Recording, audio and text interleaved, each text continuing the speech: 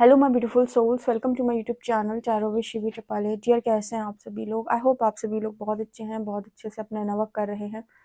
Channel पर आए तो रिक्वेस्ट करूंगी सब्सक्राइब करें इस चैनल को। वीडियो पसंद आता है तो लाइक दिस वीडियो।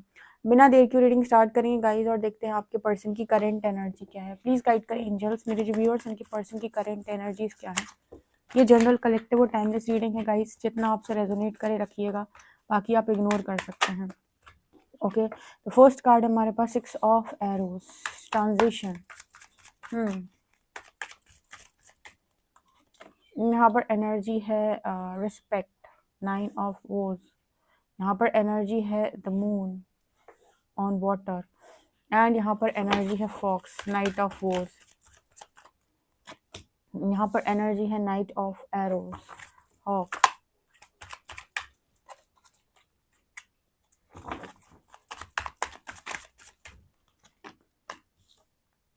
यहाँ पर एनर्जी है the shaman, the ancestor.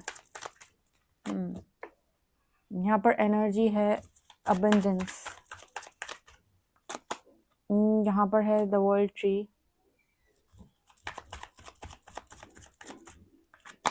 And यहाँ पर है the blasted oak. Okay, so guys आपके पर्सन क्या सोच रहे हैं? 2 ऑफ वेजल्स, अट्रैक्शन। फिलहाल मुझे यहाँ पर ऐसा नजर आ रहा है कि ये कोई ऐसे व्यक्ति हैं जिनके अंदर बहुत ज्यादा हीलिंग एनर्जी है, शामन की एनर्जी आई है। ओके, और ये पर्सन उस चीज से खुद भी अनजान है कि मैं एक एम्पैथ हूँ, एक हीलर हूँ।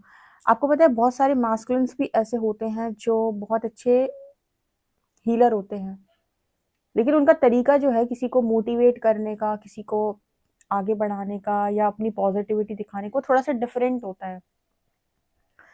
ओके, लॉजिकल ज़्यादा होते हैं, पर इसका मतलब ये नहीं कि उनकी प्रेजेंस में लोग खुश नहीं रहते या लोग पॉजिटिव नहीं रहते। मतलब उनके अंदर बहुत ही ज़्यादा फादर फिगर वाली एनर्जी देखेंगे, और एक ऐसी एनर्जी होती है जहाँ पर बहुत ही ज़्यादा रिस्पॉन्सिबल होते हैं।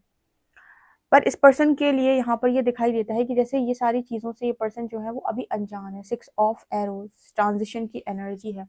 तो चल क्या रहा है फिलहाल मुझे यहाँ पर ऐसा दिखाई दे रहा है जैसे इस पर्सन के लाइफ में वो टाइम पीरियड चल रहा है जहाँ पर इस पर्सन के अंदर, जैसे आपके अंदर से वो सारी चीज़ों को बाहर निकाला गया है धीरे धीरे करके, जो आपकी बैड हैबिट्स हैं और जो आपकी गुड हैबिट्स हैं।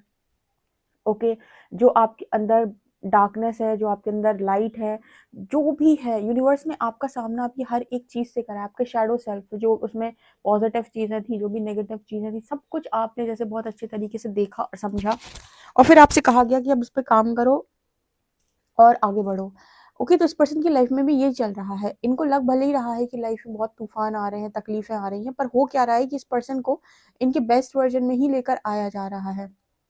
जब भी आपकी लाइफ में कोई प्रॉब्लम आती है, कुछ भी सिचुएशन बनती है, तो 2 तरीके के लोग होते हैं। एक तो वो होते हैं जो उस चीज़ का बहुत सही तरीके से पॉजिटिवली सामना करते हैं कि जैसी भगवान की मर्जी। एक तो वो लोग होते हैं जो ये सोचते हैं कि भगवान की मर्जी, अगर दुख आ रहा है तो ठीक है, और वो सीधे सीधे चलते हैं। दूसरे वो लोग होते हैं जो जब भी दुख आता है तो उसमें मैनिपुलेशन डालने की कोशिश करते हैं। ठीक है, बचने का प्रयास करते हैं, झूठ पे झूठ बोलते हैं, चीज़ें हेर फेर करने की कोशिश करते हैं। बट अगर आपके सोल कॉन्ट्रैक्ट, तो ये भी एक तरीके का होता है। बट अगर आपका सोल कॉन्ट्रैक्ट है तो यहाँ पर जैसे आप अगर बचने का प्रयास करोगे या फिर आप भागने का प्रयास करोगे, तो आपको टावर मूवमेंट के साथ चीज़ें समझाई जाती हैं। ठीक है, मतलब एक तो होता है कि यस, आपने किसी भी चीज़ में, किसी भी काम में मैनिपुलेशन डाल दिया, कुछ कर दिया, कोई दिक्कत नहीं है। ओके, बट अगर आपका कोई सोल कॉन्ट्रैक्ट ही ऐसा है कि आपने सोल कॉन्ट्रैक्ट ही ऐसा किया था कि आप एक लाइफ में कुछ बड़ा होने के बाद आप ट्रांसफॉर्म होंगे, या फिर ये जो चीज़ें हैं वो ट्रांसफॉर्मेशन का कारण बनेंगी, और यहाँ पर वो टावर मूवमेंट के साथ होती हैं आपकी लाइफ, क्योंकि सोल कॉन्ट्रैक्ट में आ रही हैं। और लगातार आपको इतना ज़्यादा आपको पुश किया जाता है अपने बेस्ट वर्जन में आने के लिए, परफेक्शन में आने के लिए। आप नहीं आना चाहते फिर भी, क्यों? क्योंकि आप सोल कॉन्ट्रैक्ट लेकर आए हैं कि इसके बाद ही मेरी लाइफ टर्न करेगी और मैं अपनी लाइफ में बहुत कुछ बनाऊंगा। तो इस तरह की एनर्जी इस पर्सन की हो सकता है। इस पर्सन को सोल पर्पस के लिए रेडी किया जा रहा हो, बिकॉज अगली एनर्जी एंसेस्टर की है। ये बिल्कुल लो वाइब्रेशनल एनर्जी नहीं है, ये सिर्फ और सिर्फ आपके पर्सन की नहीं, यहाँ पर एक ऐसे व्यक्ति की एनर्जी है जो आपके साथ पर्पसली अलाइन है।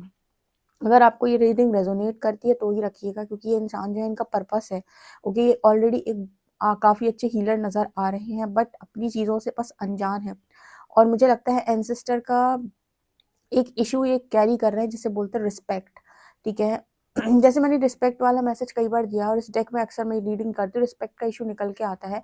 कुछ लोग जो हैं वो सिर्फ और सिर्फ ध्यान केंद्रित करते हैं रिस्पेक्ट पाने पर। वो ज़्यादा से ज़्यादा लोगों के सामने एक मास्क पहन के रहते हैं ताकि उन्हें रिस्पेक्ट मिल सके। सोसाइटी में भी उनका काम सिर्फ यही होता है कि वो बस एक ही चीज़ को लेकर बात करते हैं कि इज्जत, इज्जत और इज्जत। रिस्पेक्ट नहीं रहेगी, रिस्पेक्ट नहीं रहेगी। तो कुछ लोगों के ना ये जो है वो एंसेस्टर डीएनए से निकल के आता है। मतलब यहाँ पर डीएनए हीलिंग की जैसे ज़रूरत है, क्योंकि यहाँ पर आप कर्म नहीं कर रहे हो, सिर्फ रिस्पेक्ट मांग रहे हो। यहाँ पर जैसे एक होता है ना कि मैंने कर्म किया है, अब इसके बदले में अगर मैंने कर्म अच्छे किए हैं तो मुझे ऑटोमेटिक चीज़ें मिलेंगी। ठीक है, मैंने रिस्पेक्ट को ध्यान में रखकर कर्म नहीं किया, मैंने कर्म ही सही किया है धर्म के अनुसार। अब सोचो, आपने कर्म सही किया है धर्म के अनुसार, ठीक है, तो आपको रिस्पेक्ट मिलनी चाहिए ना। जैसे राम जी का एग्जाम्पल लेते हैं, तो राम जी को रिस्पेक्ट देने वाले बहुत सारे लोग थे कि नहीं? बट आप एक्सपेक्ट करो कि असुर उन्हें रिस्पेक्ट करे, तो ये कैसे पॉसिबल है? ठीक है, तो आपको ये देखकर काम नहीं करना है कि आपको कितने लोग रिस्पेक्ट करेंगे, क्योंकि 100% लोग तो कभी नहीं करेंगे, सब अपनी कॉन्शियसनेस के हिसाब से करेंगे। बट अगर आपका कर्म सही है तो आपके आत्मा पर कोई बोझ नहीं होगा। तो यहाँ पर जैसे इस पर्सन को यही सिखाया जा रहा है कि तुम रिस्पेक्ट को लेकर कर्म करते हो, जबकि तुम्हें कर्म करना है। अगर तुम्हारा कर्म धर्म के अनुसार है, यानी कि सही दिशा में है, तो तुम्हें रिस्पेक्ट ऑटोमेटिक मिल जाएगी। जितने लोग तुम्हें समझेंगे वो रिस्पेक्ट देंगे। बहुत सारे लोगों को ये रिस्पेक्ट का इशू स्पिरिचुअल जर्नी में भी होता है। उन्हें लगता है कि सोसाइटी उन्हें ऐसे एक्सेप्ट नहीं करेगी, या फिर लोग उन्हें फेक या कुछ भी बोल सकते हैं। या फिर कुछ लोगों को तो ऐसे बोला भी जाता है कि स्पिरिचुअल अवेकनिंग के बाद कि इनका तो दिमाग खराब हो गया है, या कुछ भी आपको बोला जा सकता है। तो इसका मतलब ये थोड़ी ना है कि आपको जो चीज़ें समझ में आ रही 3D 4D 5D नहीं आ रही समझ में, उनका वो टाइमिंग नहीं है अभी। इसका मतलब ये थोड़ी है कि आप उस दिशा में कर्म करना बंद कर देंगे, या फिर आप उनकी वजह से फिर से एक मास्क पहन लेंगे। तो यहाँ पर आप दो जिंदगी, दोहरी जिंदगी नहीं जिएंगे, सामने कुछ और अंदर कुछ और। तो जैसे इस पर्सन की एनर्जी यहाँ पर यही निकल के आ रही है कि अपनी रियलिटी को एक्सेप्ट करें। प्रॉब्लम क्या है? आप रियलिटी को इसलिए एक्सेप्ट नहीं करते क्योंकि आप एक मतलब आप एक बॉक्स में फिट होना चाहते हैं, यहाँ पर लोगों की भीड़ में फिट होना चाहते हैं। तो जैसे इस पर्सन की एनर्जी इनको याद दिलाया जा रहा है यहाँ पर इस वजह से कि आप कुछ आपके अंदर है, उसको निकालो बाहर। आपके एंसेस्टर्स ने आपको चूज किया हुआ है। ओके, और ये डीएनए हीलिंग वो आपसे इसीलिए करवा रहे हैं क्योंकि सबसे ज्यादा देखना ये एंसेस्टर का जो इशू है वो इसी पर्सन के अंदर आया होगा, ताकि ये उसे ब्रेक कर सके। ओके, तो डेफिनेटली मुझे ऐसा लगता है कि जैसे ये पर्सन जो है नो, जब इनको ट्रांसफॉर्म किया जाएगा तो ये इस चीज़ के अगेंस्ट स्टैंड लेंगे। मतलब ये जो है एक या फिर ऐसा भी हो सकता है कि इस पर्सन के फैमिली या फिर कहें कि एंसेस्टर्स में रिस्पेक्ट को लेकर कोई कर्स है कि आपके जो भी आपको रिस्पेक्ट नहीं मिलेगी, आपको समाज में वो रिस्पेक्ट नहीं मिलेगी। कुछ लोगों को ऐसा होता है ना कि सम्मान की बड़ी दिक्कत होती है, या फिर उनकी फैमिली में वो रिस्पेक्ट के लिए हमेशा बाहर की तरफ फोकस रहते हैं, वो सम्मान को वो मिल नहीं पाता। आई डोंट नो ये किस तरीके से मैसेज निकल के आ रहा है, बट यहाँ पर कुछ ऐसा मैसेज है जैसे ये पर्सन जो है उस कर्ज को ब्रेक करेंगे, या फिर ये रिस्पेक्ट हासिल करेंगे लेकिन अपने कर्म के अनुसार ना भविष्य में मिलेगी, क्योंकि यहाँ पर श्रावण की एनर्जी है। बट ये उस तरीके से नहीं जैसे ये करते आए हैं। जब ये मतलब राइट पाथ को चूज करेंगे, जब ये ऑनेस्ट होंगे, जब ये ऑथेंटिक होंगे, तो मिलेगी इनको रिस्पेक्ट। देने वाले तो देंगे। ठीक है, तो इस तरह की एनर्जी यहाँ पर है। कुछ ना कुछ तो ये डेफिनेटली पर्सन करने वाले हैं। The moon on water okay, यहाँ पर अबंडेंस की एनर्जी है। ओके, इस पर्सन को ना इमोशनली बहुत ज़्यादा बैलेंस किया जा रहा है फिलहाल। मुझे ऐसी एनर्जी मिल रही है कि इस पर्सन की लाइफ में इमोशनली इस पर्सन को बहुत ज़्यादा बैलेंस किया जा रहा है, ताकि ये बहुत ज़्यादा मतलब एक होता है ना कि आप एक ही तरफ चेस कर रहे हो, एक ही तरफ चेस कर रहे हो।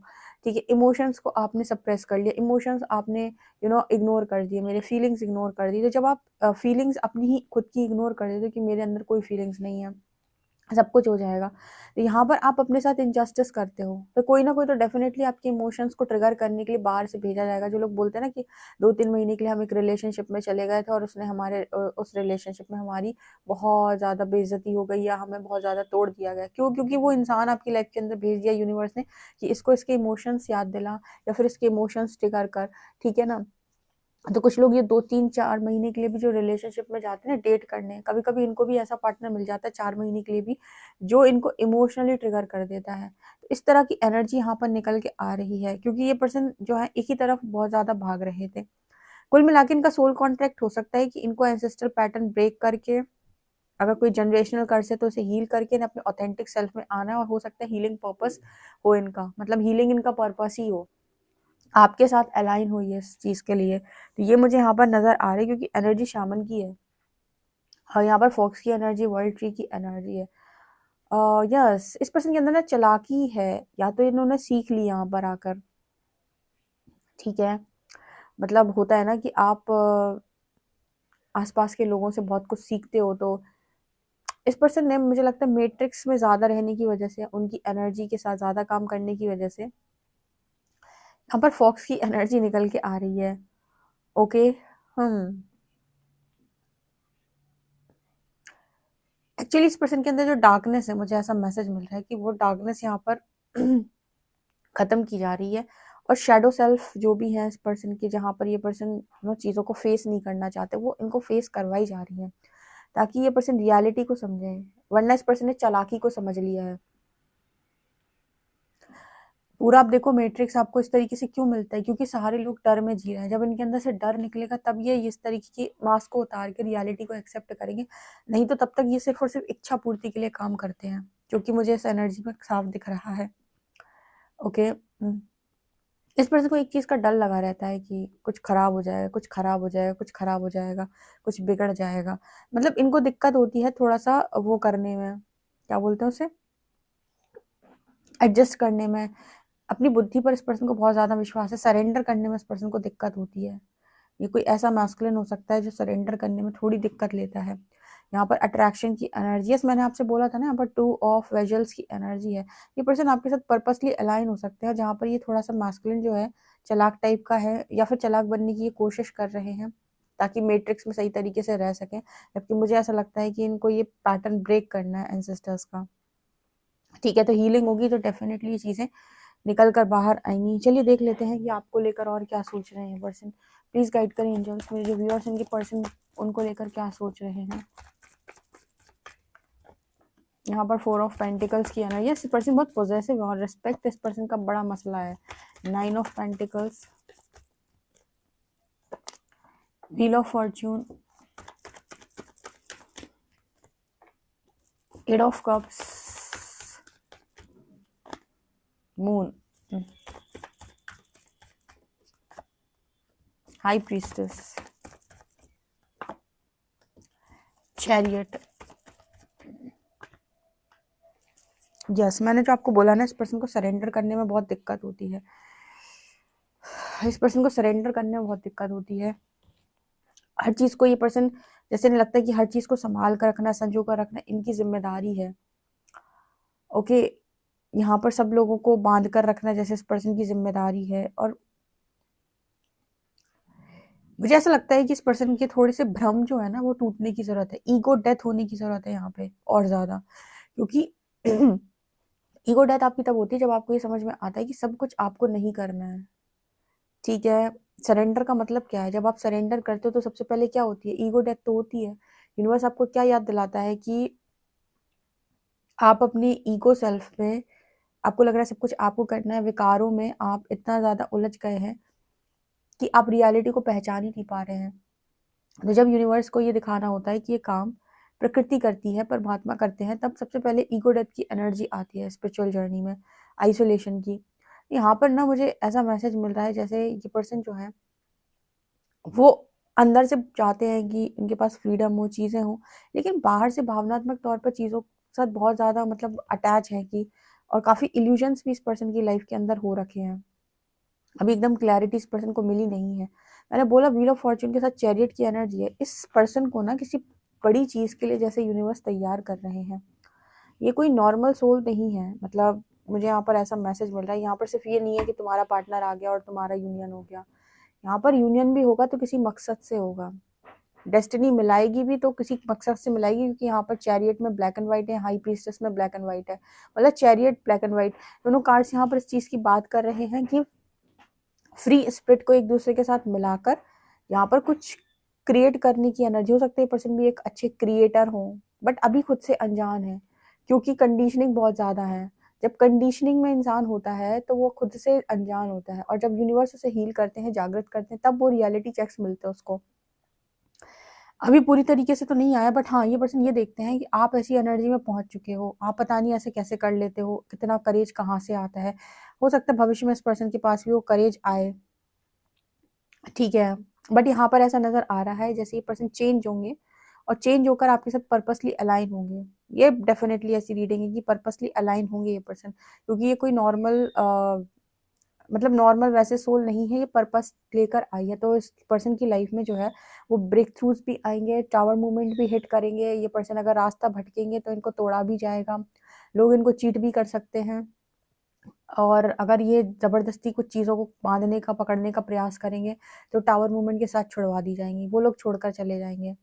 एक चीज़ और होती है, जब आपका सोल कॉन्ट्रैक्ट बना होता है ना, और आपने ये कहा होता है कि मैं तो ये काम करूंगा ही करूंगा, या करूंगी ही करूंगी, ओके, ये काम करने के लिए ही स्पेशली मैं जा रहा हूँ, तो आपकी लाइफ के अंदर जब आप कुछ चीज़ों को बहुत ज़्यादा पकड़ने का प्रयास करते हो तो जानबूझ के छुड़वा दी जाती हैं, और जब आप नहीं छोड़ते तो टावर मूवमेंट के साथ छुड़वाई जाती है, वो लोग आपको छोड़कर चले जाते हैं।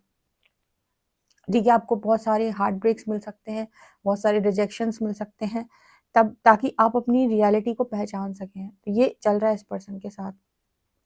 ओके गाइस, आपसे कितना एक्यूरेट रेजोनेट करती है कमेंट सेक्शन में जरूर बताएं। पर्सनल रीडिंग के लिए व्हाट्सएप कर सकते हैं। वीडियो पसंद आए तो like this video, subscribe my channel. Thank you guys.